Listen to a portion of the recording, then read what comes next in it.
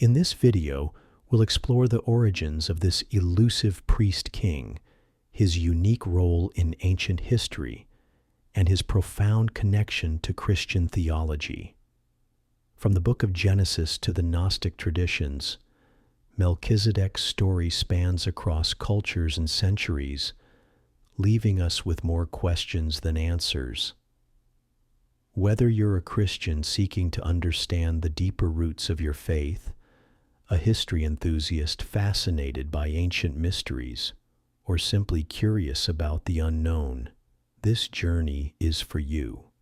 So grab a seat and let's uncover the secrets of the eternal priest-king, Melchizedek, together. Section 1. Who was Melchizedek? The first encounter.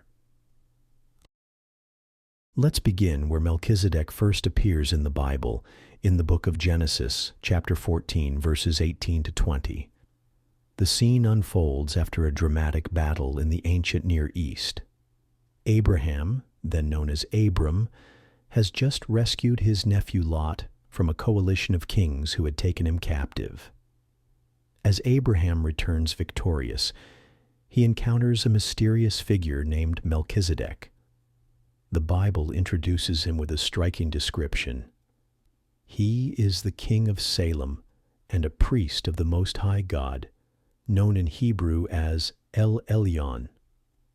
Melchizedek brings bread and wine to Abraham, blesses him in the name of the Most High God, and in return, Abraham gives him a tenth of everything he has, a tithe, a gesture of honor and reverence. But who was this man? The name Melchizedek itself holds clues. In Hebrew, it breaks down into two parts, Melech meaning king, and Zedek meaning righteousness. So Melchizedek translates to king of righteousness. Salem, the city he ruled, is widely believed to be an ancient name for Jerusalem, a connection we'll explore later. What makes this encounter so intriguing is the lack of context about Melchizedek. Unlike Abraham, whose lineage and story are detailed in the Bible, Melchizedek appears out of nowhere. We're told nothing about his birth, his parents, his ancestry, or his death. He simply steps into the narrative, interacts with Abraham, and then vanishes as quickly as he came. This absence of details has sparked endless debates among scholars and theologians. In the book of Hebrews, chapter 7, Melchizedek is described in a way that deepens the mystery. He is without father or mother, without genealogy, without beginning of days or end of life. This portrayal makes him seem almost otherworldly, like a timeless figure who exists beyond the normal boundaries of human life. Some have even suggested that Melchizedek wasn't a human at all, but a divine being, perhaps an angel or a pre-incarnate appearance of Christ himself, a concept known as a Christophany. Others argue he was a historical figure, a Canaanite priest-king who worshipped the true God in a time when pagan worship dominated the region. To understand Melchizedek better, let's consider the cultural context of the ancient Near East during Abraham's time, around 2000 BCE.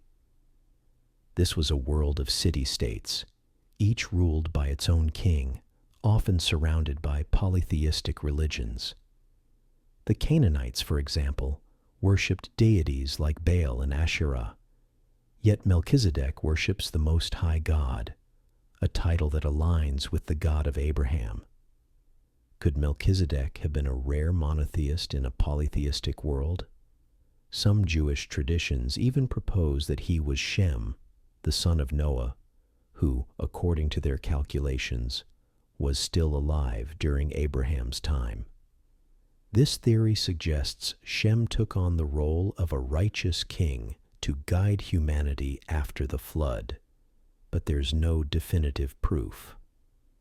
The bread and wine Melchizedek offers also raise questions. In the ancient world, sharing bread and wine was a common act of hospitality, but for Christian viewers, this act carries deeper meaning. It echoes the Last Supper, where Jesus offers bread and wine as symbols of his body and blood. Was Melchizedek's offering a simple gesture, or does it hint at a greater spiritual truth?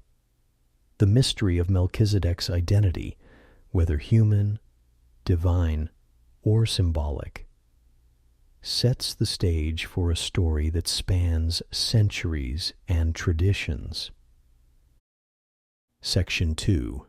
The dual role, king and priest in ancient times. What makes Melchizedek truly unique is his dual role as both a king and a priest.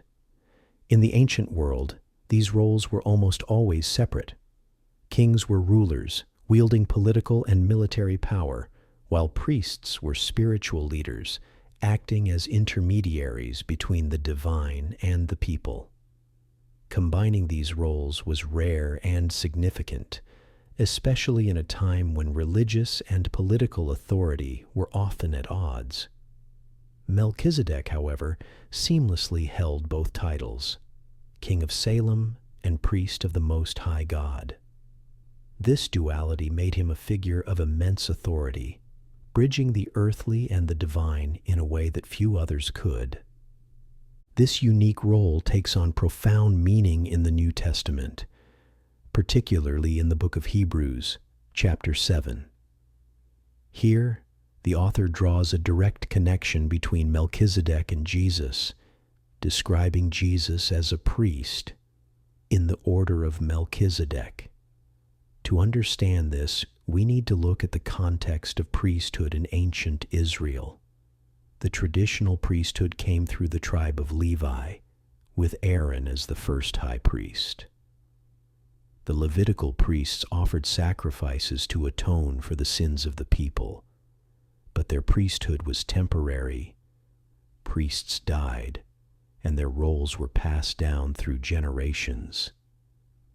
In contrast, Hebrews 7 argues that Melchizedek's priesthood is eternal.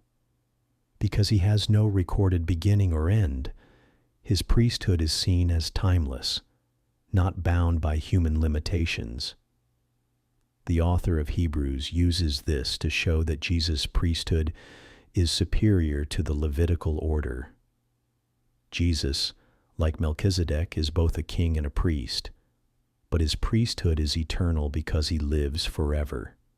This connection elevates Jesus' role, presenting him as the ultimate mediator between God and humanity, fulfilling the law in a way the Levitical priests never could. The symbolism of bread and wine adds another layer of meaning. When Melchizedek offers bread and wine to Abraham, it's a moment that resonates deeply with Christian theology. In the Last Supper, Jesus uses bread and wine to establish the Eucharist, a sacred ritual commemorating his sacrifice. Early Christian thinkers saw Melchizedek's offering as a foreshadowing of this sacrament, suggesting that his actions were prophetic, pointing to the coming of Christ. This parallel has led some to view Melchizedek as a type of Christ, a figure who prefigures the Messiah in the Old Testament. But the significance of Melchizedek's dual role goes beyond theology. In the ancient Near East, the idea of a priest-king was not entirely unheard of. In Mesopotamia, for example, rulers like Sargon of Akkad sometimes claimed divine authority to legitimize their reign. In Egypt, the pharaohs were seen as both kings and gods, mediating between the divine and their people. Could Melchizedek have been part of a similar tradition in Canaan, where rulers took on religious roles to strengthen their authority? If so, his worship of the Most High God sets him apart from other priest-kings of the time, who often served pagan deities. The dual role also raises questions about Melchizedek's relationship with Abraham. By blessing Abraham and receiving a tithe, Melchizedek is portrayed as superior to him, a significant detail since Abraham is the father of the Israelite nation. Hebrews 7:7 emphasizes this, stating that the lesser is blessed by the greater. This suggests that Melchizedek's authority, both spiritual and political, was seen as greater than Abraham's, a bold statement in the context of biblical history. Could this encounter have been a divine appointment, setting the stage for the eternal priesthood that Jesus would later fulfill? Section 3. The Ancient Ruler of Jerusalem, a Historical Mystery. Now let's turn to one of the most intriguing questions about Melchizedek. Was he the ancient ruler of Jerusalem? The connection hinges on the name Salem, which many scholars identify as an early name for Jerusalem. In Psalm 76:2, Salem is explicitly linked to Zion, the biblical name for Jerusalem, where God's temple would later stand. If Salem is indeed Jerusalem, then Melchizedek could have been one of the city's earliest known rulers, reigning long before the time of King David, who conquered Jerusalem around 1000 BCE. This theory places Melchizedek at the heart of a city that would become the spiritual center of the Israelite nation. But what do we know about Jerusalem in the time of Abraham, around 2000 BCE? Archaeological evidence suggests that Jerusalem, then known as Jerusalem in ancient texts, was a fortified city-state in the Canaanite region. It was a strategic location, situated on a hill with natural defenses, making it an ideal seat for a king. As king of Salem, Melchizedek would have ruled over this city, possibly as a local Canaanite ruler who maintained a unique devotion to the Most High God. Some scholars propose that Melchizedek's title as priest of the Most High God connects him to the broader religious landscape of the ancient Near East. The term El Elyon, or Most High God, appears in Canaanite religion as a reference to the chief deity, El, the father of the gods in their pantheon. However, in the Bible, El Elyon is identified with the God of Abraham, suggesting that Melchizedek worshipped the same God in a time when monotheism was rare. This raises an intriguing possibility. Was Melchizedek a monotheist in a polytheistic world, a righteous ruler who stood apart from the pagan practices of his time? Jewish tradition offers another perspective. In the Talmud and other rabbinic writings, some suggest that Melchizedek was Shem, the son of Noah. According to biblical chronology, Shem would have still been alive during Abraham's time, and as a righteous descendant of Noah, he could have taken on the role of a priest-king to guide humanity after the flood. This theory aligns with the Jewish emphasis on lineage and inheritance, but it remains speculative, as the Bible itself doesn't confirm this identity. Another angle to consider is Melchizedek's role in the broader history of Jerusalem.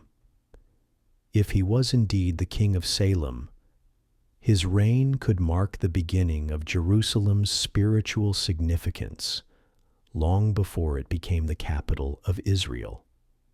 Some scholars even suggest that Melchizedek's priesthood influenced the later religious practices in Jerusalem, where the Davidic kings and high priests would eventually serve. The Dead Sea Scrolls, discovered in the 20th century, add another layer to this mystery. In a text known as 11Q Melchizedek, Melchizedek is portrayed as a heavenly figure who will judge the wicked and deliver the righteous in the end times, further tying him to Jerusalem's eschatological role in biblical prophecy.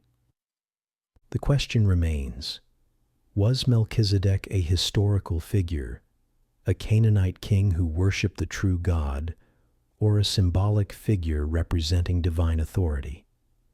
His connection to Jerusalem, a city that would become the heart of Jewish and Christian faith, makes his story all the more compelling.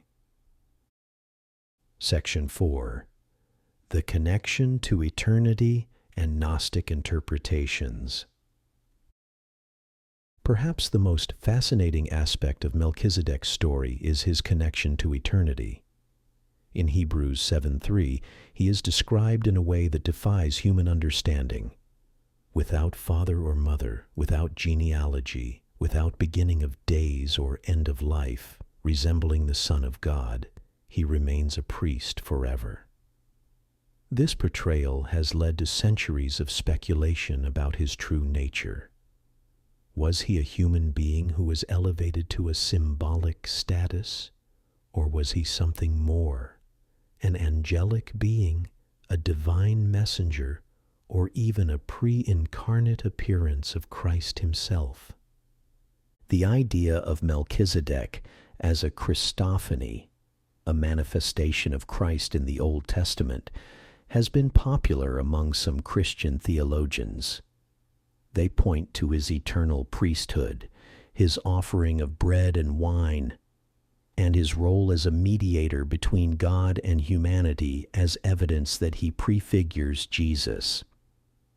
This interpretation sees Melchizedek as a divine figure who appeared to Abraham to foreshadow the coming Messiah, establishing a priesthood that would find its ultimate fulfillment in Christ.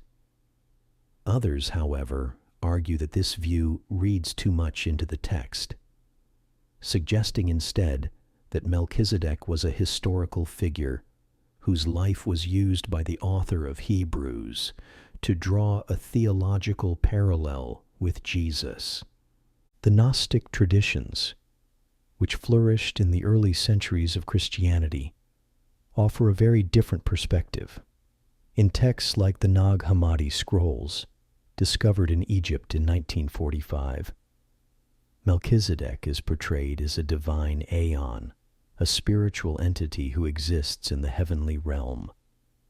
In one Gnostic text, aptly titled the Melchizedek Tractate, he is depicted as a cosmic figure who receives revelations from the divine and plays a role in the salvation of humanity. This portrayal aligns with Gnostic beliefs in a complex spiritual hierarchy, where aeons act as intermediaries between the ultimate God and the material world. For the Gnostics, Melchizedek was more than a human priest-king. He was a celestial being with a role in the cosmic drama of redemption. These interpretations highlight the mystery of Melchizedek's eternal nature. Whether he was a man, a symbol, or a divine being, his story challenges us to think beyond the boundaries of human existence. In the book of Psalms, chapter 110, verse 4, we find another reference to Melchizedek that ties him to the messianic hope. The Lord has sworn and will not change his mind. You are a priest forever, in the order of Melchizedek. This verse, quoted in Hebrews, is seen by Christians as a prophecy of Jesus' eternal priesthood, further cementing Melchizedek's role as a bridge between the Old and New Testaments. But what does this eternal connection mean for us today? For Christians, Melchizedek's story offers a glimpse into the timeless nature of God's plan. His priesthood, which predates the Levitical order, reminds us that God's redemptive work spans across history, culminating in the eternal priesthood of Jesus. For those interested in ancient history, Melchizedek's story provides a window into the religious landscape of the ancient Near East, where monotheism and polytheism coexisted in complex ways. And for those who love a good mystery, Melchizedek remains an enigma, a figure whose true identity may never be fully known. What an incredible journey we've been on, exploring the life and legacy of Melchizedek, the eternal priest-king. We've delved into his mysterious origins in the book of Genesis, where he appears as the king of Salem and a priest of the Most High God. We've examined his unique dual role as both a king and a priest, a combination that sets him apart in the ancient world and foreshadows the eternal priesthood of Jesus in the New Testament. We've explored the possibility that he was the ancient ruler of Jerusalem, a city that would become the spiritual heart of the Israelite nation.